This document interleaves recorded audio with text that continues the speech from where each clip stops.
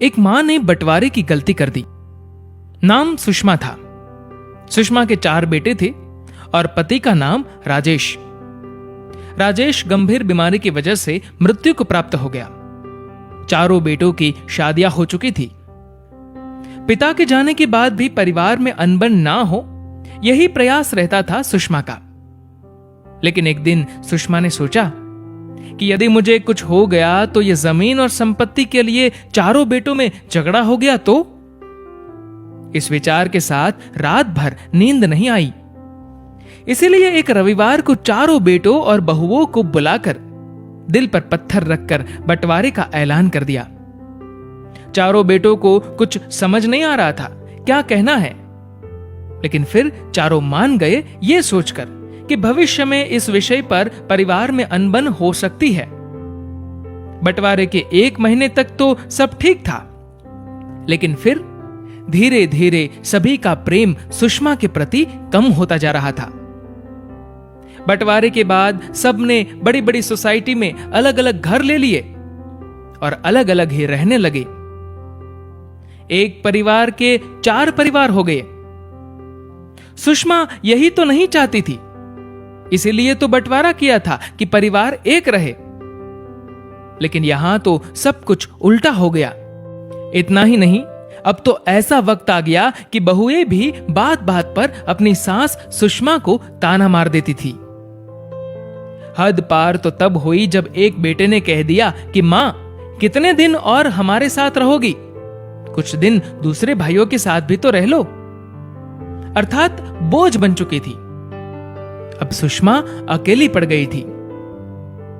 एक दिन गार्डन में टहलते वक्त सुषमा को उसकी एक पुरानी दोस्त मिली, रेखा। कुछ दिनों बाद जब रेखा और सुषमा फिर से मिले तो बैठकर बातें कर रहे थे।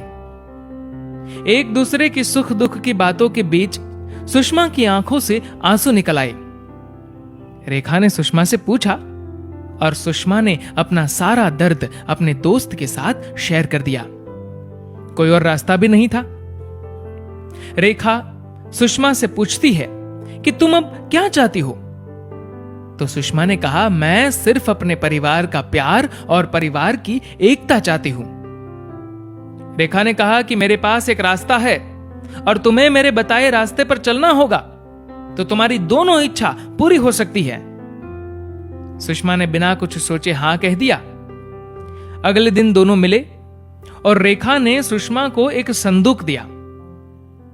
सुषमा को कुछ समझ नहीं आया तो पूछा कि रेखा, इसका क्या करना है और ये मेरी इच्छा पूरी करने में क्या मदद करेगा? रेखा ने कहा कि घर जाकर चारों बेटों को सिर्फ इतना कह दो कि यह संदूक में बहुत बड़ी संपत्ति है जो मेरे मरने के बाद आपको मिलेगी। तब तक मैं इसे अपने कमरे में रखूंगी और इसकी चाबी मेरी सहेली रेखा के पास रहेगी। मानो बवंडर आ गया। सभी बेटे और बहुएं सोचने लगी कि संदूक में कुछ न कुछ तो कीमती है। धीरे धीरे माहौल बदलने लगा। वही बेटे अब कहने लगे कि मां, प्लीज अब यहीं रहना हमेशा। बहुएं भी ऐसी सेवा करने लगी कि सुषमा को विश्वास ही नहीं हो रहा था। अब तो चारों बेटों में बहस होती थी कि मां मेरे पास रहेगी। सुषमा ये सब देखकर खुश तो थी, लेकिन वो सभी की नीयत को समझ गई थी। ये जो इतना प्रेम उमड़ रहा था वो मां के प्रति नहीं बल्कि संदूक के प्रति प्रेम था। वक्त बीतता गया और दिन निकलते गए और दुनिया का यही उसूल है, जो आया है उसे एक दिन जाना ही है। सुषमा भी एक दिन शांत हो गई। परिवार ने अग्नि संस्कार किया। अभी चिता की राख ठंडी भी नहीं हुई थी कि सब टूट पड़े संदूक पर। लेकिन संदूक की चाबी तो रेखा के पास। सब कुछ आजमा लिया, लेकिन संदूक खुलने का नाम ही नहीं ले रहा था। तभी रेखा आई और चाबी देकर चली गई। चाबी लेने के बाद किसी ने रेखा को बैठने के लिए भी नहीं कहा। खैर, परिवार ने संदूक खोल ही लिया। ऊपर कुछ पत्थर रखे थे। पत्थर के नीचे एक कागज था एक चिट्ठी थी जो सुषमा ने लिखी थी। बड़े अफसोस की बात है कि पैसों के इर्द गिर्द घूमता है तुम्हारा सारा जीवन, और उससे भी बड़े अफसोस की बात है कि मुझे तुम्हारा प्यार पाने के लिए यह गंदा खेल खेलना पड़ा। इस संदूक की लालच में देखभाल की थी ना मेरी, सोच रहे होंगे कि हार गए। अरे ये आप लोगों की हार नहीं, इस मां की हार है। परिवार ना बट जाए इसलिए बंटवारा किया था। मुझसे अनजाने में गलती हुई थी। अब मैं तो इस दुनिया में नहीं रही, लेकिन यदि मेरी अंतिम इच्छा पूरी करना चाहते हो तो फिर से एक हो जाओ, क्योंकि परिवार की एकता ही मेरी अंतिम इच्छा है। सभी की आंखों में आंसू, सभी ने चिट्ठी को सर पर लगाकर मां से माफी मांगी।